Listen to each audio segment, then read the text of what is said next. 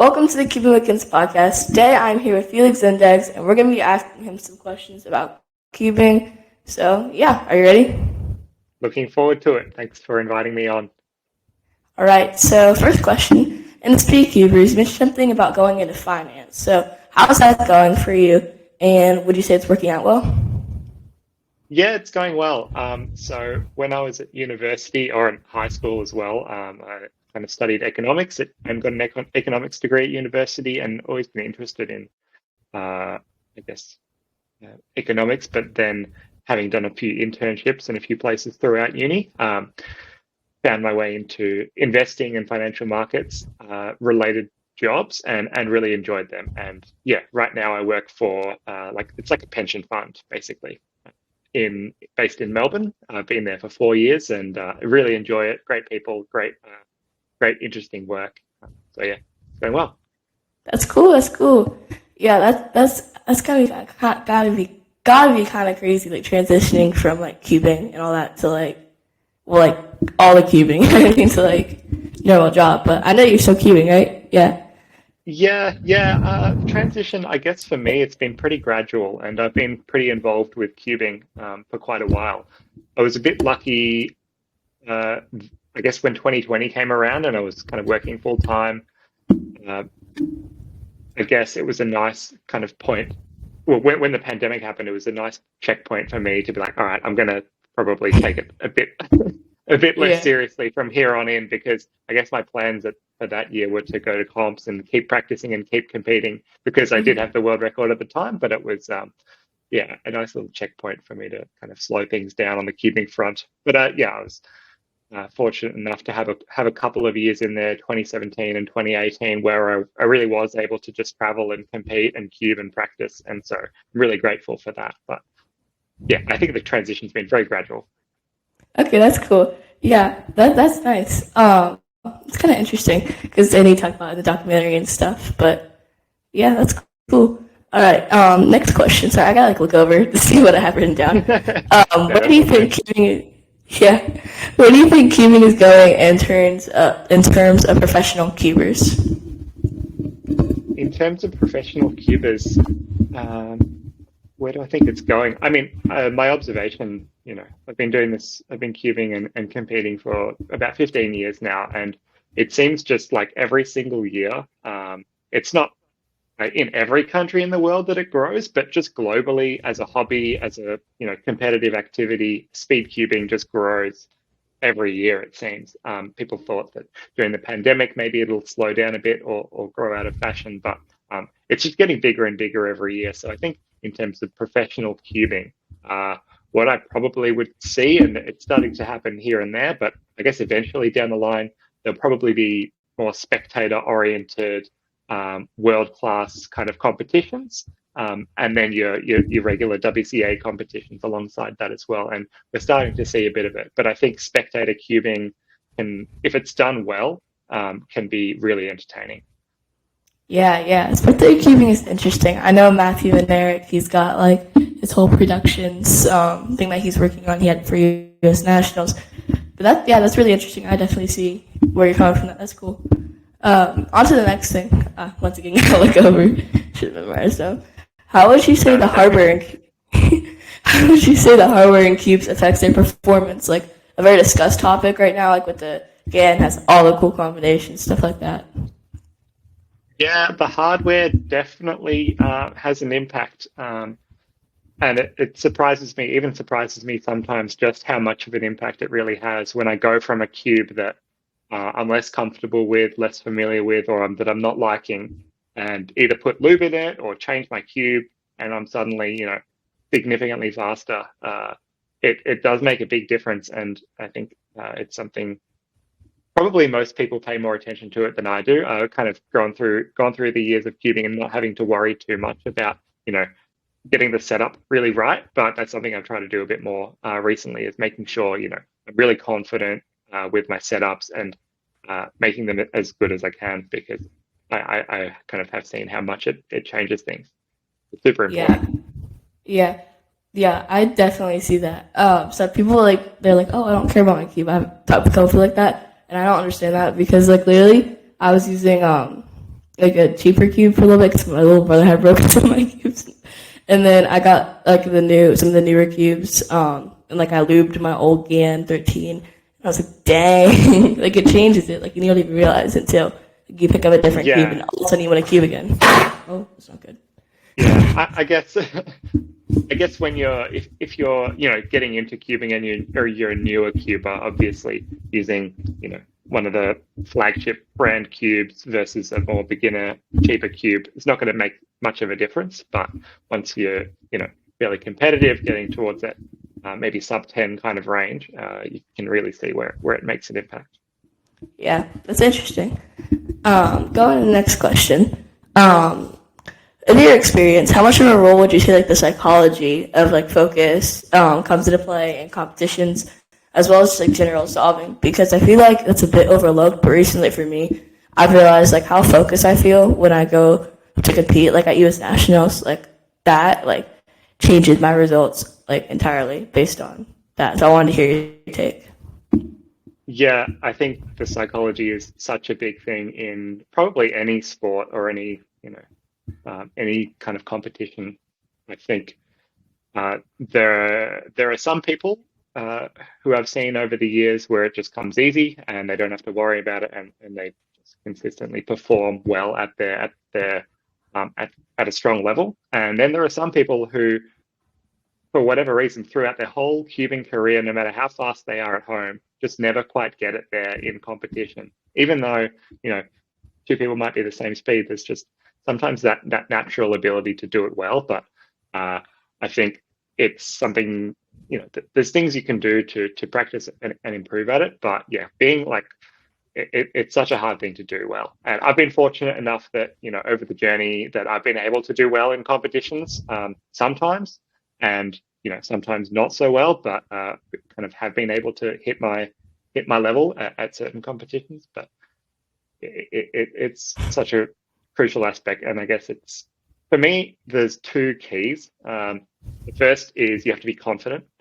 So be confident in your hardware, confident in your ability. And then the second key is to try and not think about anything at all and make it completely subconscious.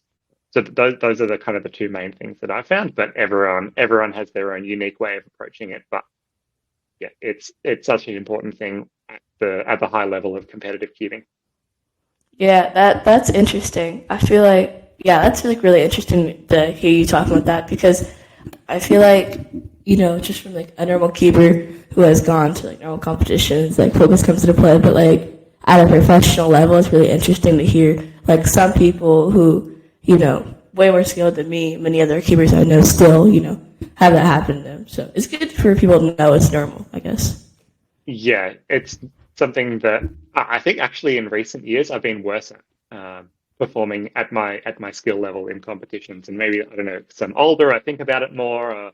There's kind of, I don't know, there's not even more at stake. It's just maybe something that I worry about a little bit more compared to when I was younger and just going there to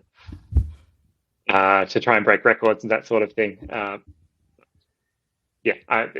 You never stop getting nervous at cubing competitions, I would say, or at least I haven't found the trick. So. Yeah, that's interesting. Yeah, wow, it's interesting that like it's come more as you've gotten older because maybe that's just because like what you said, like you think about it more. But like I feel like your first competition, people expect, oh, that's the one with all like the nerves. It's the one where you're like genuinely like freaking out. But like for me, I'm always scared at comps. But you've gone a lot more than me, so that's interesting. Yeah, I think it just happens to everyone. Yeah.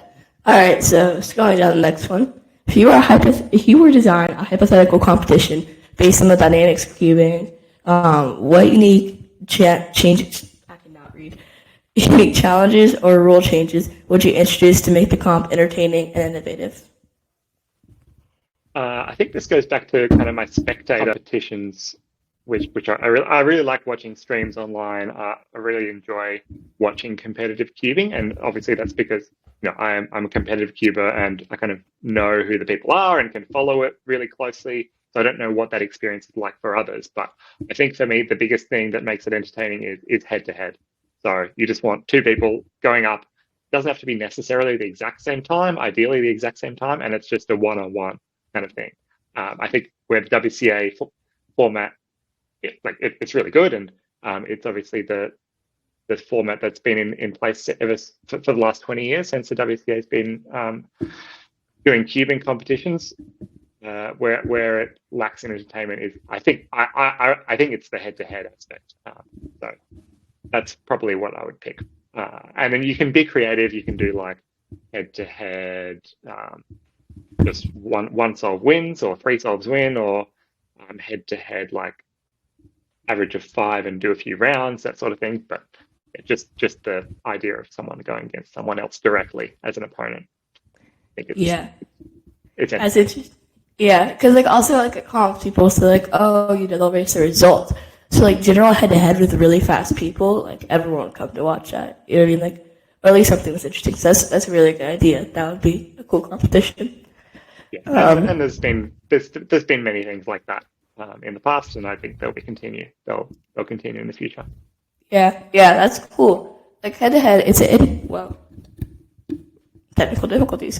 Head-to-head is interesting. Because I feel like you'll definitely come about. So that's a cool competition. On to the next thing, scrolling down a bit. Do you have any general like rules or mantras that you like to go by when you practice cubing or like at competitions, I guess, stuff like that? When I practice cubing, I don't think so. I don't think there's too much that I do that's where I have a rule or a mantra. My practice over the last few years has involved learning some algorithms, a few more like VBLLs, just doing timed solves and maybe some drills around not locking up, making sure to inspect as much as I can. So time solving, some drills with time solving as well, and then looking at reconstructions of really fast solvers and learning from those. Those are the sorts of things that I do in practice, but in terms of like a overall mantra, I don't know, it's just do it when I enjoy it. Don't try not to force it. Yeah, I thought that was probably a pretty descriptive question, but I thought it'd be interesting if there was one. That's cool though. It's kind of proof that you can have adequate practice with just like basic like review solves, learn algorithms, practice. Yeah, that's interesting. Yeah. All right, on the next one. So I like to finish up my podcast with some like fun non-cubing questions. This one did run a little short, but I'll go ahead and ask you some of the ones I have written down because I feel like it just adds like a fun little like spice to the podcast. So the first one is pretty talked about in today's world. Do you think there are more doors or wheels in the world? Doors or wheels? Oh my goodness. And this is any wheel, on any kind of, even if it's a toy car. Yeah, like if there's a closet door, there's a toy car wheel to compensate it, that kind of stuff. Yeah, I mean, I think even on my door, there's on some sliding doors that I have in this room, there's like wheels on them. So I'm probably going to go wheels. It would be my guess. I have no idea if that's right. Yeah, I honestly don't know. It's been talked about, but I think the idea is you're right if you say one or the other based on what you consider a door or wheel.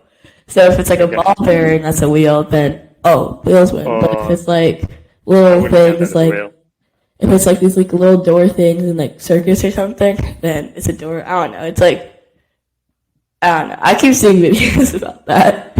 The next one is, what would you say your favorite season is? Requires a little bit less thought, I would say. Favorite season? Yeah.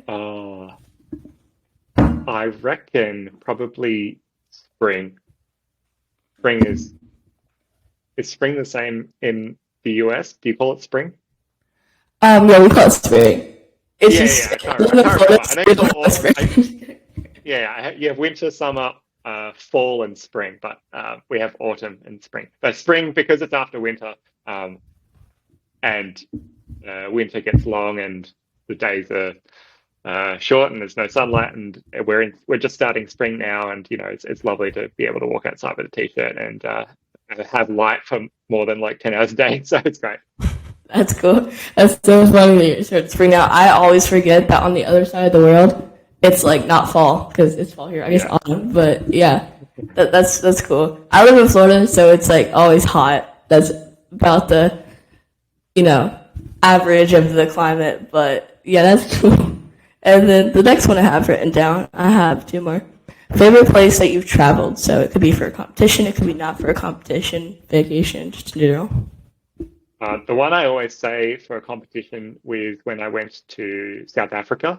This was in 2014. I went to a couple competitions there and then did a safari for like 5 days after the second competition. So that was amazing. Yeah, That's probably cool. the coolest, one of the coolest trips that I've done. That's cool. Did you see any cool animals? Sounds awesome. So yeah, elephant.